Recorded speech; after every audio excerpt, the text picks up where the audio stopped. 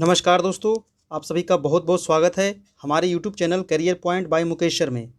चलिए दोस्तों, आज देखते हैं आपका बिहार स्टेट सामाजिक विज्ञान इतिहास और इतिहास का है ये टेस्ट नंबर आपका 9।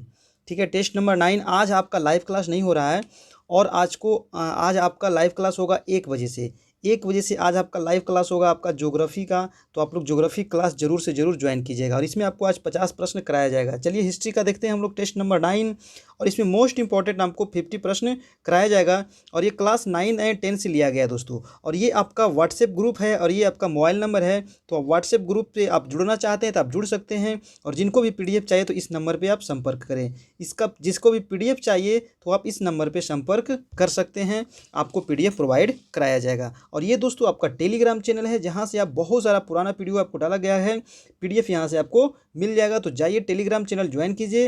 ये टेलीग्राम का लिंक जो है इस वीडियो के नीचे आपको डिस्क्रिप्शन में मिल जाएगा, जहाँ से आप इसको ज्वाइन कर सकते हैं। और प्लीज़ आपसे एक रिक्वेस्ट है दोस्तों कि ये हमारा फेसबुक पेज है, तो प्लीज़ इसे ज़रूर आप लोग इसे लाइक करें।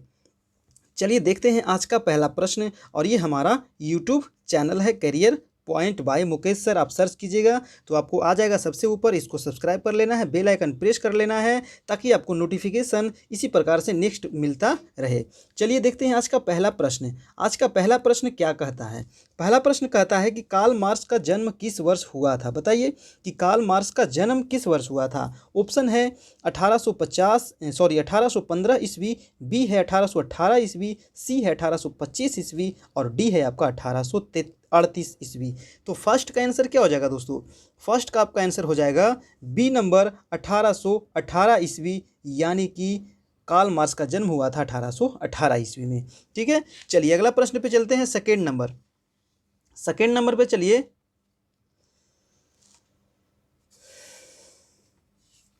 सेकेंड नंबर प्रश्न क्या कहता है, चलिए देखते हैं। सेकेंड नंबर कि नवंबर 1917 की रूसी क्रांति के बाद स्थापित सरकार का प्रधान कौन था? क्या हो जाएगा? नवंबर 1917 की रूसी क्रांति के बाद स्थापित सरकार का प्रधान कौन था? रूसी क्रांति कब हुआ था? 1917 में। तो स्टालिन था, लेनिन था, प्लेखानोव था या इनमें से कोई नहीं? तो सेकेंड का आपका आंसर हो जाएगा लेनिन, यानी कि आंसर नंबर बी। ठीक है, चलिए अगला प्रश्न पे चलते हैं।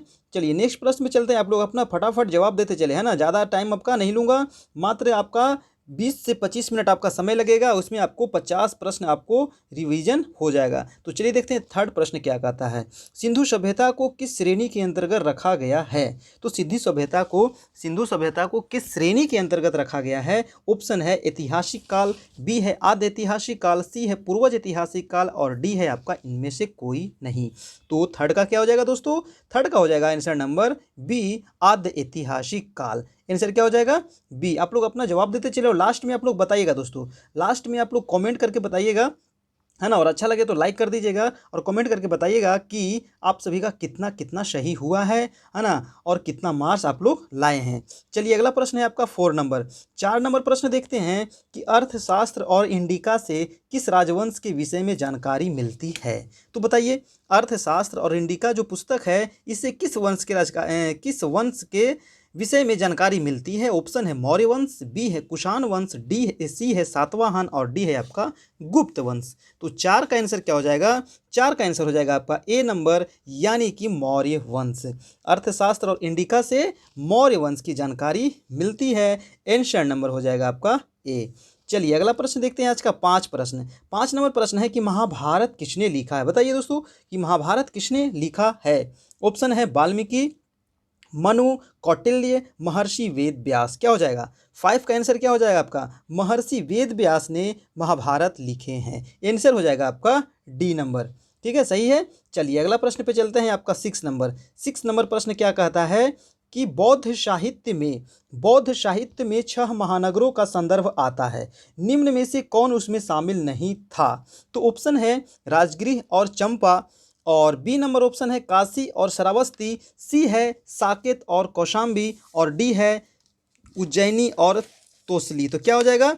6 का आंसर क्या हो जाएगा आपका? 6 का आपका आंसर हो जाएगा बी नंबर, यानी कि काशी और श्रावस्ती उसमें शामिल नहीं था। Answer number B. ठीक है, चलिए अगला प्रश्न पे चलते हैं। आपका 7 नंबर 7 नंबर प्रश्न कहता है कि गुप्त काल में कौन चीनी यात्री भारत आया था। बताइए, काफ़ी इंपॉर्टेंट प्रश्न है कि गुप्त काल में जितने भी प्रश्न है ना काफ़ी आपके इंपॉर्टेंट है। सभी प्रश्न आपको एग्जाम के व्यू से काफ़ी इंपॉर्टेंट है ना, जो आपको प्रीवियस ईयर में भी पूछा गया है और नेक्स्ट बार इस बार आपको पूछा जाएगा। तो और जितने भी प्रश्न है आपको बिहार टेक्स्ट बुक से लिया गया है दोस्तों, है ना, क्लास 9 एंड 10 से, क्योंकि इसी से आपको एग्जाम में पूछा जाएगा। तो देखिए 7 नंबर प्रश्न क्या कहता है कि गुप्त काल में कौन चीनी यात्री भारत आया था। इत्सिंग, फायान, वेनसांग, इनमें से कोई नहीं। तो गुप्त काल में कौन आया था, तो 7 का हो जाएगा आपका बी नंबर, यानी कि फायान। ठीक है, फायान आया था, है ना। चलिए अगला प्रश्न देखते हैं। आपका 8 नंबर, बीजक में किसके उपदेश संग्रहित है। बताइए, बीजक में किसके उपदेश संग्रहित है। कबीर के, गुरु नानक के, चैतन्य के, या रामानंद के। तो 8 का क्या हो जाएगा आपका आंसर। 8 का आंसर हो जाएगा आपका कबीर। क्या हो जाएगा, बीजक में किसके उपदेश है, तो कबीर के उपदेश है। Answer number A. चलिए वीडियो को लाइक कर दे थोड़ा सा आप लोग, है ना, जितने लोग देख रहे हैं प्लीज़ आप लोग वीडियो को लाइक कर दे, ठीक है। और चैनल पर नए हैं दोस्तों तो जरूर से जरूर चैनल को सब्सक्राइब करें, क्योंकि यहाँ आपको इस टेट की पूरी तैयारी अभी फिलहाल कराई जा रही है, पूरी तैयारी कराई जा रही है। और जैसे ही आपका स्टेट खत्म होगा, आपका बिहार दरोगा का आपका तैयारी शुरू कर दिया जाएगा। बिहार दरोगा का टेस्ट बहुत जल्दी स्टार्ट होने वाला है। तो जिनका जिनका भी बिहार दरोगा का एग्ज़ाम है, हमको पता है कि आप लोग बिहार दरोगा भी भरे होंगे, तो आप लोग प्लीज़ चैनल को सब्सक्राइब कर ले, ताकि आपका तैयारी पूर्ण हो सके इसी प्रकार से स्टेट की तरह, है ना। उसको भी आपको पूरी तैयारी कराई जाएगी बिहार दरोगा की, पीटी एंड मेंस की, ठीक है। चलिए 9 नंबर का जवाब दे कि होयसलों के राज्य का विकास हुआ था। केरल में हुआ था, महाराष्ट्र में हुआ था, कर्नाटक में हुआ था, या इनमें से कोई नहीं। तो 9 का आपका प्रश्न क्या हो जाएगा, 9 का आंसर क्या हो जाएगा, कर्नाटक में हुआ था। कहाँ हुआ था, होयसलो राज्य का विकास हुआ था आपका कर्नाटक राज्य में। चलिए अगला प्रश्न पे चलते हैं। आपका 10 नंबर 10 नंबर प्रश्न क्या कहता है कि पेशकश का अर्थ था। पेशकश का अर्थ क्या था, क्या हो जाएगा दोस्तों, हिंदुओं द्वारा दिए जाने वाला एक धार्मिक कर। बी है मुगल राज्य के द्वारा ली जाने वाली एक प्रकार की भेंट। सी है युद्ध स्थल से लूटा गया माल। और डी है मराठा द्वारा अंग्रेजों से वसूला गया तट कर। तो 10 का आंसर क्या हो जाएगा दोस्तों, बी नंबर। 10 का जो आपका आंसर हो जाएगा वो हो जाएगा आंसर नंबर बी, यानी कि मुगल राज्य के द्वारा लिए जाने वाला एक प्रकार की भेंट था पेशकश। ठीक है, आंसर नंबर क्या हो जाएगा आपका बी। काफ़ी इंपॉर्टेंट है ना, याद रखिएगा। चलिए अगला प्रश्न देखते हैं। आपका 11 नंबर, बाबर चंगेज खां का कौन सा वंशज था। बताइए, बाबर जो था ये चंगेज खां का कौन सा वंशज था, 5वां, 7वां, 12वां या 14वां। तो 11 का आंसर क्या हो जाएगा आपका 14वां वंशज था। Answer number D. क्या हो जाएगा दोस्तों, 14वां वंशज था बाबर चंगेज खां का। अगला प्रश्न देखते हैं। 12 नंबर प्रश्न है कि व्यक्तिगत का सिद्धांत का संबंध किससे था, है ना। व्यक्तिगत का सिद्धांत जो ये दिया था, ये कौन दिया था, तो लॉर्ड डलहौजी से संबंधित था, है ना। डलहौजी से, सॉरी, लॉर्ड कर्जन से, या डलहौजी से, लिटन से, या मिंटो से। तो क्या हो जाएगा, आंसर नंबर हो जाएगा आपका बी नंबर, यानी कि लॉर्ड डलहौजी से। ठीक है, ये व्यक्तिगत सिद्धांत क्या था, तो व्यक्तिगत सिद्धांत जो था ये था लॉर्ड डलहौजी ने 1848 से 56 तक रहा था। और इसके शासनकाल में ही व्यक्तिगत सिद्धांत यानी डॉक्ट्रिन ऑफ लैंप, इसी को क्या कहा जाता है, डॉक्ट्रिन। ठीक है, तो याद रखिएगा, डॉक्ट्रिन ऑफ लैंप, लैप्स, है ना, लैंप नहीं लैप्स, डॉक्ट्रिन ऑफ लैप्स इसको कहा जाता है। चलिए अगला प्रश्न देखते हैं। आपका 13 नंबर, गदर पार्टी की स्थापना किसने और कब की। क्या हो जाएगा दोस्तों, गदर पार्टी की स्थापना किसने और कब की थी। तो गुरदयाल सिंह 1916 ईस्वी, चंद्रशेखर आज़ाद 1920 ईस्वी, लाला हरदयाल 1913 ईस्वी, सोहन सिंह भखना 1928 ईस्वी। तो 13 का आंसर हो जाएगा आपका सी नंबर, यानी कि लाला हरदयाल किए थे 1913 ईस्वी में। आंसर क्या हो जाएगा आपका सी। नेक्स्ट प्रश्न है आपका 14 नंबर कि जालियांवाला बाग हत्याकांड किस तिथि को हुआ था। तो क्या हो जाएगा, जालियांवाला बाग हत्याकांड कब हुआ था, 13 अप्रैल 1919 ईस्वी, 14 अप्रैल 1919 ईस्वी, 15 अप्रैल 1919 या 16 अप्रैल 1919। जालियांवाला बाग हत्याकांड कब हुआ था, तो 14 का क्या हो जाएगा आपका आंसर नंबर ए, है ना। आंसर नंबर ए, यानी कि 13 अप्रैल 1919 को हुआ था आपका जालियांवाला बाग हत्याकांड। और जालियांवाला बाग जो हत्याकांड हुआ था ये क्यों हुआ था, तो सत्यपाल एवं किचलू के गिरफ्तारी के विरोध में हुआ था ना। 13 अप्रैल 1919 को जालियांवाला बाग में एक सार्वजनिक सभा बुलाई गई थी, जहां जिला मजिस्ट्रेट ओ डायर ने गोलियां चलवाकर लगभग 1000 लोगों की हत्या कर दी थी। आंसर हो जाएगा आपका ए नंबर। आंसर क्या हो जाएगा दोस्तों, ए नंबर। ठीक है, 13 अप्रैल 1919 को। अगला प्रश्न देखते हैं आपका 15 नंबर, स्पिनिंग जेनी का आविष्कार कब हुआ था। बताइए कि स्पिनिंग जेनी का आविष्कार कब हुआ था।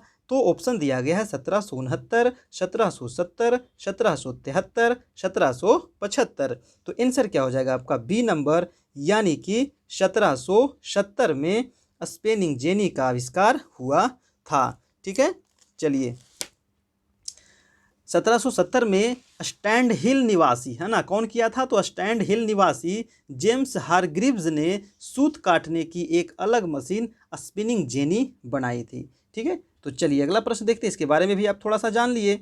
नेक्स्ट प्रश्न है आपका 16 नंबर, सेफ्टी लैंप का आविष्कार किसने किया था। क्या हो जाएगा, सेफ्टी लैंप का आविष्कार किसने किया था। ऑप्शन है जेम्स हारग्रीव्स, बी है जॉन के, सी है क्रॉम्पटन और डी है आपका हफरी डेवी। तो 16 का आंसर क्या हो जाएगा, सेफ्टी लैंप का जो आविष्कार किया था हफरी डेवी के द्वारा किया गया था। आंसर हो जाएगा आपका डी नंबर।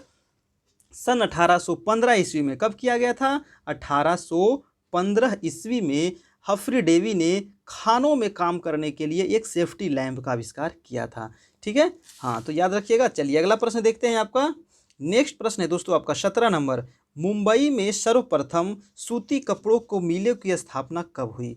मुंबई में सर्वप्रथम सूती कपड़े के मिलों की स्थापना कब हुई, 1851, 1885, 1907, 1914। तो 17 का क्या हो जाएगा आंसर।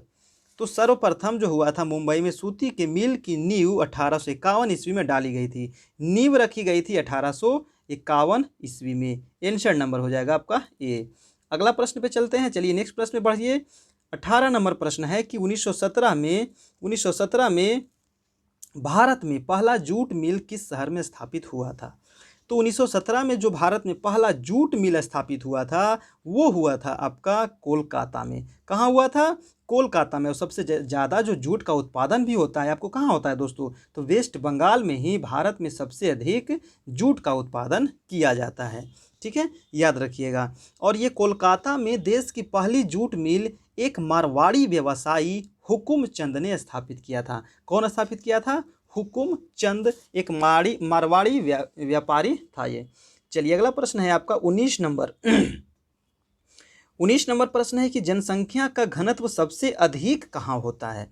गांव में होता है, कस्बे में होता है, नगर में होता है या महानगर में होता है। तो सबको पता है कि जो महानगर होता है जैसे कि दिल्ली, मुंबई, है ना, चेन्नई, ये सब क्या महानगर है, बेंगलोर, यहाँ क्या जनसंख्या घनत्व काफ़ी अधिक होता है। आंसर क्या हो जाएगा आपका डी नंबर।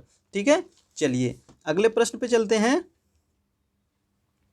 नेक्स्ट प्रश्न है आपका 20 नंबर, यानी कि 20 नंबर प्रश्न है दोस्तों कि 1810 से 1880 ईस्वी तक लंदन की आबादी 10 लाख से बढ़कर कहाँ तक पहुँच गई। 1810 से 1880 ईस्वी तक लंदन की आबादी जो था वो 10 लाख से बढ़कर कहाँ तक पहुँच गई। ऑप्शन ए है 20 लाख, बी है 30 लाख, सी है 40 लाख और डी है आपका 50 लाख।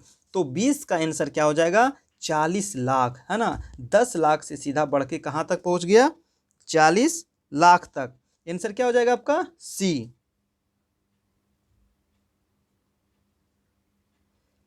चलिए नेक्स्ट प्रश्न पे चलते हैं आपका 21 प्रश्न है कि प्राचीन काल में किस स्थल मार्ग से, है ना, यहाँ स्थान नहीं होगा, इसको स्थल कर लीजिएगा। प्राचीन काल में किस स्थल मार्ग से एशिया और यूरोप का व्यापार होता था। वो स्थल मार्ग कौन सा है, सूती मार्ग, रेशम मार्ग, उत्तरा पथ या दक्षिण पथ। तो 21 का क्या हो जाएगा आपका, 21 का आंसर हो जाएगा रेशम मार्ग। रेशम मार्ग से एशिया और यूरोप के बीच व्यापार किया जाता था, है ना, प्राचीन काल में। आंसर क्या हो जाएगा आपका बी। चलिए नेक्स्ट प्रश्न है आपका 22, पहले विश्व बाजार के रूप में कौन सा शहर उभर कर आया। ठीक है, पहले विश्व बाजार के रूप में कौन सा शहर उभर कर आया। ऑप्शन है आपका अलेक्जेंड्रिया, दिलमुन, मैनचेस्टर या बहरीन। तो 22 का क्या हो जाएगा आपका, 22 का हो जाएगा ए नंबर आंसर अलेक्जेंड्रिया। पहले विश्व बाजार के रूप में अलेक्जेंड्रिया उभर कर आया था। आंसर आपका क्या हो जाएगा? ए नंबर।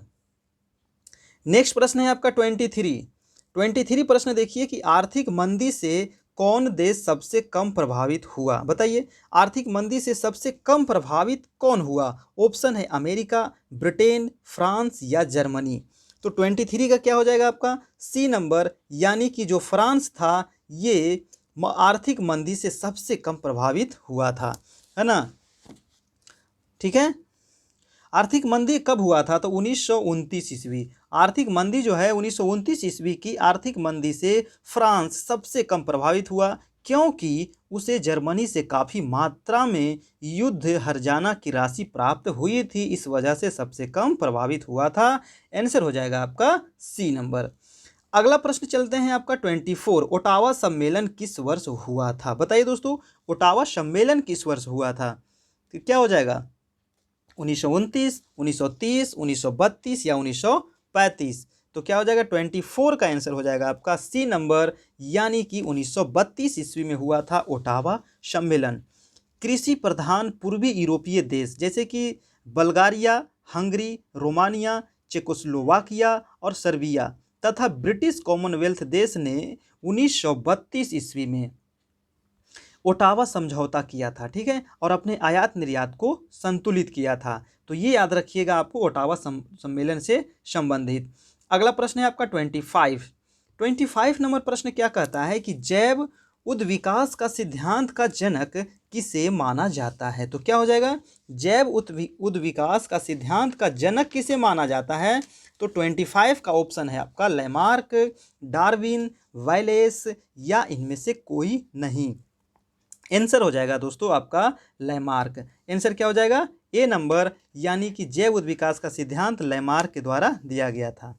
ठीक है, फ्रांसीसी वैज्ञानिक थे ये। ठीक है, लैमार्क जो थे ये फ्रांसीसी वैज्ञानिक सर जीन बैप्टिस्ट लैमार्क को जैव उद्विकास सिद्धांत का जनक माना जाता है। और 1809 ईस्वी में लैमार्क ने फिलासफिक जूलॉजिक नामक अपना शोध ग्रंथ प्रकाशित कराया और इसी ग्रंथ में उन्होंने अपना सिद्धांत दिया था। चलिए अगला प्रश्न देखते हैं आपका 26 नंबर प्रश्न है कि रोमन साम्राज्य में प्रत्येक परिवार चूल्हे की किस देवी की पूजा करते थे? तो चूल्हे की किस देवी की पूजा करते थे रोमन साम्राज्य? तो रोमन साम्राज्य जो था में प्रत्येक परिवार में चूल्हे की देवी की पूजा की जाती थी, जिन्हें वेस्ता कहा जाता था। क्या कहा जाता था? वेस्ता। काफ़ी इंपॉर्टेंट है। आंसर नंबर हो जाएगा आपका ए, वेस्ता कहा जाता था। ठीक है, याद रखिएगा दोस्तों। अगला प्रश्न है आपका 27 प्रश्न क्या कह रहा है कि जर्मेनिया के लेखक कौन थे? बताइए, जर्मेनिया के लेखक कौन थे? ऑप्शन है हिसियड, हेरोडोटस, प्लूटार्क या टैसिटस। क्या हो जाएगा? 27 का आंसर हो जाएगा आपका डी नंबर, यानी कि टैसिटस। कौन थे? टैसिटस। आंसर हो जाएगा डी। चलिए अगला प्रश्न देखिए। और दोस्तों वीडियो आपको अच्छा लग रहा हो तो प्लीज़ एक लाइक कर दे। चैनल पे सब नए हैं अभी तक सब्सक्राइब नहीं किए तो प्लीज़ जरूर से जरूर सब्सक्राइब कर ले, बेल आइकन प्रेस कर ले, ताकि आपको इसी प्रकार से आपकी तैयारी होते रहे, आपको नोटिफिकेशन मिलता रहे। चलिए अगला प्रश्न देखते हैं आपका 28 नंबर प्रश्न क्या कहता है? यास क्या था? बताइए, यास क्या था? ऑप्शन है एक सैनिक टुकड़ी का नाम था, बी है मंगोलों द्वारा विजित क्षेत्र का नाम था, सी है विधि संहिता का नाम था और डी है चंगेज खान के उत्तराधिकारी का नाम था। तो क्या हो जाएगा 28 का आपका आंसर हो जाएगा सी नंबर, यानी कि विधि संहिता का नाम था आपको यास। आंसर हो जाएगा सी। ठीक है, आप लोग अपना अपना कमेंट करते चले, है ना, अपना अपना जवाब देते चले और लास्ट में कमेंट करके बताइएगा कि आप सभी कितना सही किए, आपको वीडियो कैसा लगा। अच्छा लगा हो तो प्लीज़ एक लाइक कीजिएगा और अच्छा नहीं लगा तो एक डिसलाइक कीजिएगा। ठीक है, और उसके बाद आप बता दीजिएगा कि आपने डिसलाइक क्यों किए, आपको क्या अच्छा नहीं लगा। अगला प्रश्न देखते हैं आपका 29। ओबेल तस्मान ने न्यूजीलैंड की खोज कब की? बताइए, ओबेल तस्मान ने न्यूजीलैंड की खोज की थी और ये कब की? 1622 ईस्वी, 1632 ईस्वी, 1642 ईस्वी या 1652 ईस्वी? तो क्या हो जाएगा आपका 29 नंबर का आंसर हो जाएगा 1642 ईस्वी। आंसर हो जाएगा दोस्तों आपका सी। ठीक है, चलिए आप लोग का सही हो रहा होगा। चलिए अगला प्रश्न है आपका 30 30 नंबर प्रश्न देखिए कि वास्को डी गामा कहाँ का यात्री था, बताइए। बहुत आसान प्रश्न है और बहुत ही इंपॉर्टेंट प्रश्न है। स्पेन का, पुर्तगाल का, इंग्लैंड का या अमेरिका का, कहाँ का था? तो 30 का आंसर क्या हो जाएगा? पुर्तगाल। कहाँ का था दोस्तों? पुर्तगाल का था आपका वास्को डी गामा। और इसके बारे में आपको काफ़ी बार एग्जाम में पूछा गया है और इस बार भी आपको निश्चित है कि पूछा ही जाएगा। ठीक है, तो चलिए अगला प्रश्न देखते हैं कि वास्को डी गामा, हाँ इसके बारे में थोड़ा सा जान लें कि जो वास्को डी गामा था, है ना, ये पुर्तगाल का नाविक था। ठीक है, ये कौन था? ये नाविक था ये। ठीक है, ये भी पूछा जाता है कि पुर्तगाल मतलब ये वास्को डी गामा कौन था? तो पुर्तगाल का नाविक था। और जो उत्तम आशा अंतरिप होते हुए मालाबार तट पहुंचा था। उत्तम आशा अंतरिप, उत्तम आशा अंतरिप कहाँ पे है? तो अब देखिएगा अफ्रीका महादेश, अफ्रीका महादेश के देखिएगा जो सबसे दक्षिणी छोर है ना, इसी को कहते हैं उत्तम आशा अंतरिप। तो ऊपर यूरोप था और यूरोप से ऐसे होते हुए उत्तम आशा अंतरिप, यहाँ मेडागास्कर है, मेडागास्कर होते हुए कालीकट पहुंचा था भारत। ठीक है, तो यही था आपको वास्को डी गामा पुर्तगाली यात्री। अगला प्रश्न पे चलते हैं आपका 31 प्रश्न कहता है कि यूरोप वासियों ने दिशा सूचक यंत्र का उपयोग किनसे सीखा था, बताइए। काफ़ी इंपॉर्टेंट है कि यूरोप वासी जो थे ये दिशा सूचक यंत्र का उपयोग किससे सीखे थे? भारत से, रोम से, अरबों से या चीन से? तो 31 का आपका आंसर हो जाएगा दोस्तों सी नंबर, यानी कि अरबों से सीखे थे दिशा सूचक यंत्र का उपयोग यूरोप वासी। ये आपको बहुत बार पूछा गया है, अरब से सीखे थे। चलिए अगले प्रश्न पे चलते हैं आपका 32 नंबर प्रश्न है, क्रिस्टोफर कोलंबस कहाँ का निवासी था, बताइए। काफ़ी इंपॉर्टेंट है, क्रिस्टोफर कोलंबस जो था ये कहाँ का निवासी था? तो क्या हो जाएगा? क्या हो जाएगा? क्रिस्टोफर जो कोलंबस था ये अमेरिका का था। कहाँ के, सॉरी, क्रिस्टोफर कोलंबस कहाँ का था? इंग्लैंड का था। आंसर क्या हो जाएगा? 32 का आंसर हो जाएगा, सॉरी जिनेवा का था दोस्तों, बी नंबर आंसर हो जाएगा ना, इंग्लैंड नहीं जिनेवा का था, आंसर हो जाएगा बी। ठीक है, क्रिस्टोफर कोलंबस जिनेवा का था और इन्होंने अमेरिका का खोज किया था। अमेरिका का खोज किया था ये, ठीक है, और कब खोज किया था ये भी आप याद रखिएगा। तो अमेरिका का इन्होंने खोज किया था 1492 ईस्वी में। कब खोज किया था? 1492 ईस्वी में अमेरिका की खोज की कोलंबस ने। ठीक है, नेक्स्ट प्रश्न पे चलते हैं आपका 33, सप्तवर्षीय युद्ध में किसकी विजय हुई, है ना। बोलने में थोड़ा सा कभी कभी निकल जाता है गलत, है ना, तो आप लोग उससे थोड़ा सा नाराज नहीं होइएगा, है ना, आप लोग को गलत नहीं बताया जाएगा। अगला प्रश्न देखिए 33 नंबर की, सप्तवर्षीय युद्ध में किसकी विजय हुई? फ्रांस, इंग्लैंड, अमेरिका या जर्मनी? तो 33 का आपका आंसर हो जाएगा दोस्तों इंग्लैंड। किसकी हार हुई, सॉरी किसकी विजय हुई? तो इंग्लैंड की विजय हुई, आंसर नंबर बी, है ना। आंसर क्या हो जाएगा आपका? सप्तवर्षीय युद्ध में किसके किसके बीच हुआ था? तो फ्रांस और इंग्लैंड के बीच हुआ था, जिसमें विजय कौन हुआ था? इंग्लैंड। ठीक है, याद रखिएगा। 33 नंबर। अगला प्रश्न पे चलिए, सप्तवर्षीय युद्ध जो हुआ था इंग्लैंड और फ्रांस में कब से कब तक हुआ था? तो 1756 से लेकर के, है ना, 1756 से 1763। तो ये भी आप डेट भी आपको पूछा जाता है कभी कभी, 63 के बीच हुआ था जिसमें इंग्लैंड की जीत हुई थी। अगले प्रश्न पे चलते हैं आपका 34, फ्रांस की क्रांति कब हुई, बताइए। काफ़ी इंपॉर्टेंट है कि फ्रांस की क्रांति कब हुई? 1766, 1789, 1776, 1782। तो 34 का आपका आंसर हो जाएगा बी नंबर, यानी फ्रांस की क्रांति हुई थी 1789। और इसी में दिया गया था नारा स्वतंत्रता, समानता और बंधुत्व का नारा भी इसी में दिया गया था। आंसर क्या हो जाएगा आपका? B number. ठीक है दोस्तों, चलिए अगला प्रश्न पे देखिए। हाँ, अगला प्रश्न पे चलते हैं आपका 35, बैस्टिल का पतन कब हुआ, बताइए। बैस्टिल का पतन कब हुआ? 5 मई 1789, 5 मई 1789। अगला प्रश्न, अगला ऑप्शन है कि 20 जून 1789, सी है 14 जुलाई 1789 और डी है 27 अगस्त 1789। तो बैस्टिल का जो पतन हुआ था ये हुआ था, आंसर नंबर सी, 14 जुलाई 1789। यहाँ 27 नहीं 1700 हो जाएगा, 1789 आंसर हो जाएगा आपका सी। नेक्स्ट प्रश्न है आपका 36, प्रथम विश्व युद्ध कब आरंभ हुआ था? काफ़ी इंपॉर्टेंट है, तो सबको पता होगा कि प्रथम विश्व युद्ध आरंभ हुआ था ये 1914 से हुआ था ना, 1914 से लेकर के 1918 ईस्वी तक चला था। ठीक है, 1914 से लेकर के 18 तक ये प्रथम विश्व युद्ध चला था। चलिए अगला प्रश्न पे चलते हैं आपका 37, प्रथम विश्व युद्ध में किसकी हार हुई, बताइए। प्रथम विश्व युद्ध में किसकी हार हुई थी? तो क्या हो जाएगा दोस्तों? प्रथम विश्व युद्ध में किसकी हार हुई थी? तो प्रथम विश्व युद्ध में त्रिगुट को हार हुआ था, है ना, त्रिगुट को हार हुआ था और इसमें कौन कौन शामिल था, हार सामना करना पड़ा था जिसका नेतृत्व कर रहा था जर्मनी। तो आंसर हो जाएगा आपका बी नंबर, आंसर क्या हो जाएगा बी, जिसका जो नेतृत्व कर रहा था वो जर्मनी कर रहा था, तो आंसर हो जाएगा आपका बी। ठीक है 37। अगले प्रश्न पे चलते हैं आपका 39, हिटलर का जन्म कब हुआ था बताइए। काफ़ी इंपॉर्टेंट है कि हिटलर का जन्म कहाँ हुआ था, कब कहाँ हुआ था बताइए, जर्मनी, इटली, जापान या ऑस्ट्रिया। तो हिटलर का जो जन्म हुआ था ये ऑस्ट्रिया में हुआ था, है ना। कहाँ हुआ था हिटलर का जन्म, ऑस्ट्रिया में हुआ था। और कब हुआ था, तो 20 अप्रैल, है ना, याद रखिएगा डेट कब हुआ था, 20 अप्रैल 1889 ईस्वी में हिटलर का जन्म हुआ था। ठीक है, और 1933 ईस्वी में ये जर्मनी का चांसलर बना था और 1945 ईस्वी में इसकी मृत्यु हो गई थी। तो ये भी आप याद रखिएगा। चलिए अगला प्रश्न पे चलते हैं। नेक्स्ट प्रश्न है आपका 39, नाजी पार्टी का प्रतीक चिन्ह क्या था बताइए। नाजी पार्टी का प्रतीक चिन्ह क्या था, लाल झंडा, स्वास्तिक, ब्लैक शर्ट या कबूतर। बहुत इंपॉर्टेंट प्रश्न है दोस्तों, इसका जवाब दे। 39 का क्या हो जाएगा आपका, 39 का आंसर हो जाएगा आपका बी नंबर, यानी कि जो नाजी पार्टी था उसका चिन्ह था, प्रतीक चिन्ह स्वास्तिक। क्या था, स्वास्तिक इसका प्रतीक चिन्ह था। चलिए नेक्स्ट प्रश्न पे चलते हैं आपका 40 नंबर, कौन सा नृत्य आदिवासियों से संबंध नहीं रखता। आदिवासी से संबंध नहीं रखता वो नृत्य आपको बताना है। ऑप्शन दिया गया है झूमर, डोमकच, कथक या छऊ। तो 40 का आंसर हो जाएगा आपका सी नंबर, कथक जो है ये आदिवासी नृत्य नहीं है ना। आंसर क्या हो जाएगा सी, कथक जो है ये उत्तरी भारत का नृत्य है। ठीक है, और ये आदिवासी नहीं है। और झूमर, डोमकच ये सब छऊ क्या है, सब आदिवासियों का नृत्य है।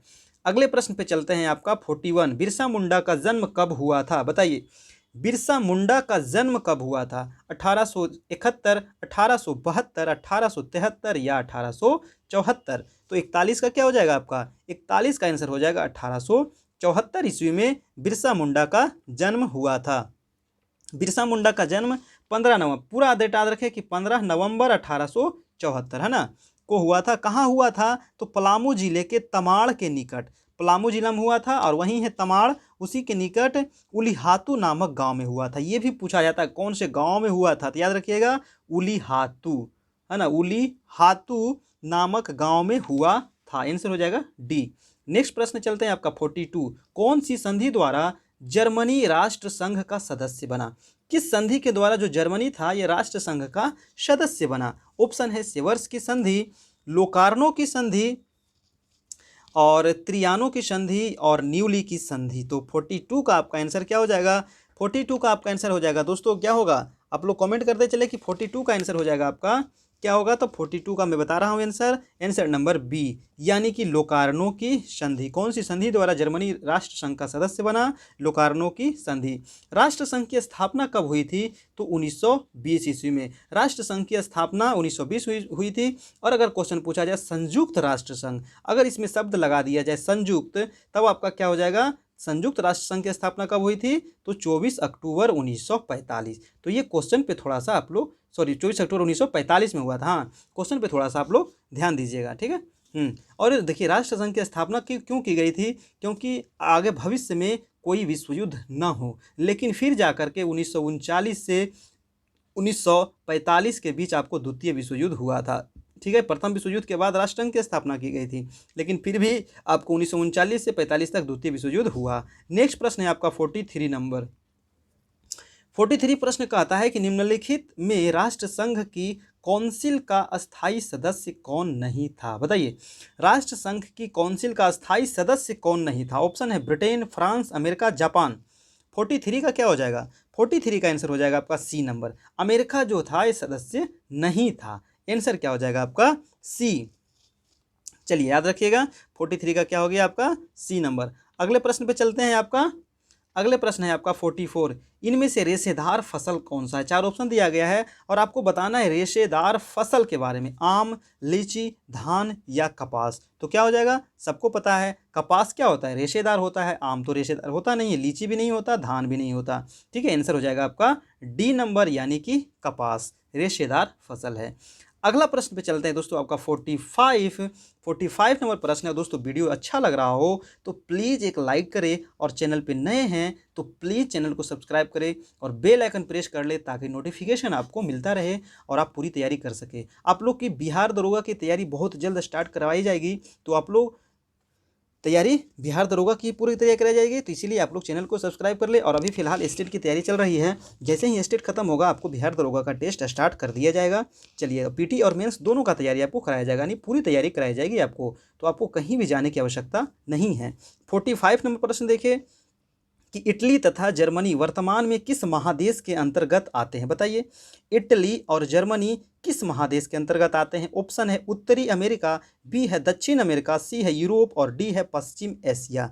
तो 45 का आंसर हो जाएगा दोस्तों यूरोप, है ना। इटली और जर्मनी किस में आता है? यूरोप में आता है। इंग्लैंड हो गया, इटली है, जर्मनी है, स्पेन है ना, सब कहाँ आ रहा है? सब आता है आपको यूरोप महादेश में। अगले प्रश्न पे चलते हैं, आपका 46 क्या कहता है कि फ्रांस में किस शासक वंश की पुनर्स्थापना कांग्रेस द्वारा की गई थी? फ्रांस में किस वंश की पुनर्स्थापना कांग्रेस के द्वारा की गई थी?